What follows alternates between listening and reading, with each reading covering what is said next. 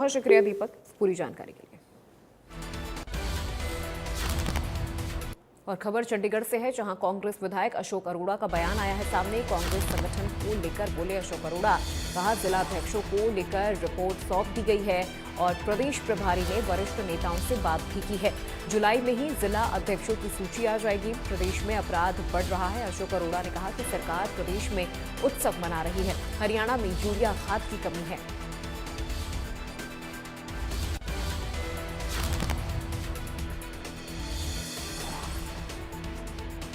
अशोक अरोड़ा ने कहा है कि प्रदेश में अपराध बढ़ रहा है, सरकार प्रदेश में उत्सव मना रही है।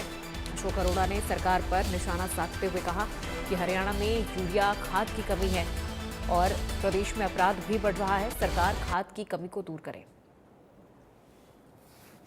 संगठन को लेकर हरियाणा कांग्रेस के संगठन को लेकर दिल्ली में लगातार मंथन जारी है और दिल्ली में जो आलाकमान है वो हरियाणा कांग्रेस के नेताओं से 1-to-1 चर्चा और बातचीत भी कर रहे हैं। और अब बताया ये जा रहा है कि राहुल गांधी की अंतिम मुहर जो है वो अब पर्यवेक्षकों के फैसले पर लगनी है। बातचीत करने के लिए इस वक्त हमारे साथ कांग्रेस के सीनियर लीडर और विधायक अशोक अरोड़ा मौजूद हैं।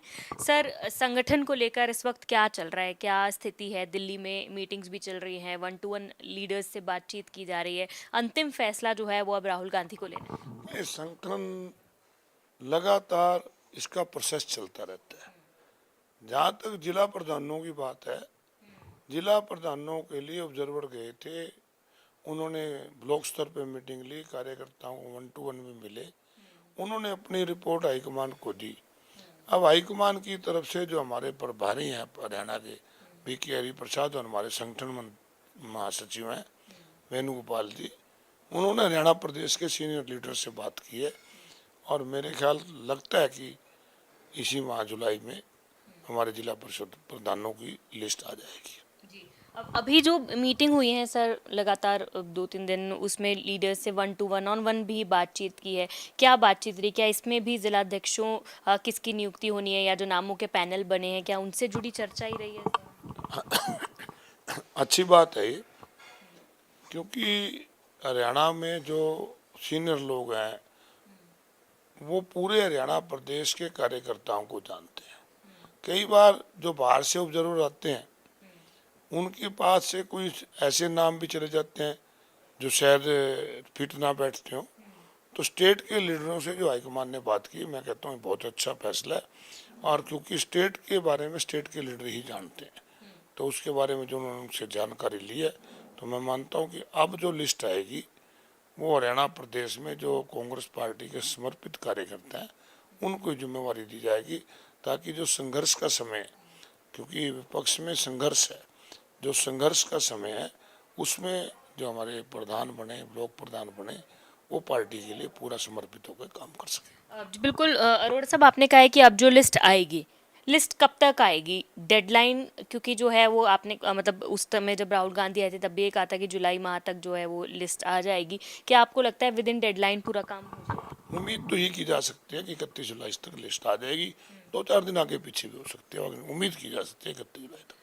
राहुल गांधी एक और बात कह के गए थे कि गुटबाजी जो है वो इस लिस्ट पर इस बार हावी नहीं होनी चाहिए। अगर गुटबाजी हुई तो मैं सख्त एक्शन जो है, फैसला जो है वो लेकर रहूंगा। तो आपको क्या लगता है जो लिस्ट है ये गुटबाजी से बिल्कुल परे रहेगी? तमाम जो सारे बड़े लीडर्स हैं उन सभी को इस लिस्ट के अंदर तवज्जो दी जाएगी? क्योंकि पहले जो लिस्ट आई है वो हमेशा गुटबाजी की भेंट चढ़ जाती थी, एक तरफा लिस्ट होती थी और वो बाउंस बैक हो जाती थी। अब जो लिस्ट आएगी जमीनी स्तर से जुड़े कार्यकर्ताओं से राय मशवरा करके और सीनियर लीडरों से पूछ के आएगी।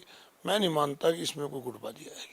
ये पार्टी की लिस्ट होगी और जो भी प्रधान बनेगा पार्टी का बनेगा। जी, एक और बात है सर, लगातार हम देख रहे हैं कि अपराध जो है हरियाणा में, हम देख रहे हैं कि काफ़ी ज़्यादा हो रहा है। यमुनानगर की हम बात करें तो अब तक भी जो है जो रंगदारी के मामले बढ़ रहे हैं और अब तक भी जो शराब के ठेके हैं उनको लेकर कोई निकलते हैं, कोई टेंडर उसमें जो है वो नहीं भर रहा है। इस तरह के माहौल को कैसे देख रहे हैं आप? बहुत चिंता का विषय मैडम, ये किसी भी प्रदेश के लिए सबसे बड़ा चिंता का विषय है प्रदेश के लॉ एंड ऑर्डर की स्थिति का बिगड़ना। और हरियाणा प्रदेश में लगातार अपराध बढ़ रहा है और सरकार उत्सव मनाने पे लगी हुई है।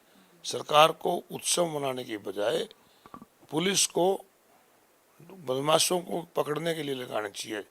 लोगों को एक विश्वास जीतना चाहिए कि सरकार जो है वो बदमाशों के प्रति पूरी तरह सख्त है, और बदमाशों के मन में भी एक भय होना चाहिए सरकार का, जो आज नहीं दिख रहा है। जी, एक आखिरी सवाल मेरा अरोड़ा साहब यही है कि मॉनसून सत्र भी अब जल्दी आएगा, 1 तारीख को शायद कैबिनेट मीटिंग है, उसमें शायद तारीखों का ऐलान भी हो जाए।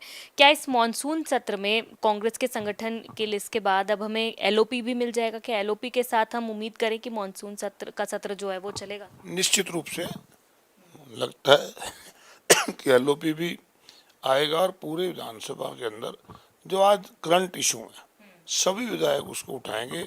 आज सबसे बड़ा जो आपको बताना चाहता हूँ कि हरियाणा प्रदेश में यूरिया खाद की बहुत कमी है।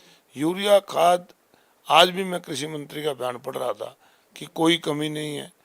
मुझे हैरानी है, किसान होने के नाते वो इस बात को नहीं समझ रहे। हरियाणा प्रदेश में किसान, मैं मानता हूँ कि खाद आ रहा है, परंतु खाद जा कहाँ रहा है इसकी जांच होनी चाहिए। यमुनानगर में जो फैक्ट्रियाँ हैं प्लाईवुड की, उसमें यूरिया 500 से लेकर 600 रुपये प्रति बैग बिक रहा है।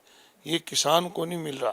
किसान की इतनी दुर्दशा है कि किसान एक एक कट्टे के लिए पूरा पूरा दिन मंडी में बैठा रहता है। ये हालात आज हुए हैं। तो ये लॉ एंड ऑर्डर की स्थिति है, यूरिया है, बेरोजगारी है, इस प्रकार से गौवंश की दुर्दशा हो रही है और स्कूलों की दुर्दशा है। इन सब चीज़ों को लेकर विधानसभा में हम विधायक अपना पक्ष रखें।